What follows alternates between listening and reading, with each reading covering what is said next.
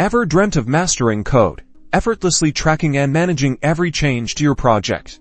Let's begin. Start by creating a local Git repository or personal code time machine. Create a project folder on your computer to house your code. We'll initialize it as a Git repository, essentially turning the folder into a version control container. Open your terminal. Navigate to your project folder using cd. It tells the command line to enter this directory. Then, use a specific instruction to initialize the folder as a Git repository. Excellent!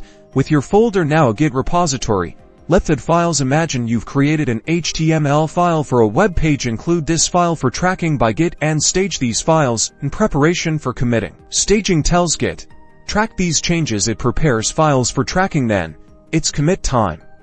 A commit is a snapshot of your code at a moment. Also include a descriptive message. Think of each commit as a project milestone. You've created a Git repository, added files, and made an initial commit. This simple process forms the foundation of version control, enabling you to track changes and collaborate from here. Connect to GitHub for collaborative features. Now you're closer to professional coding.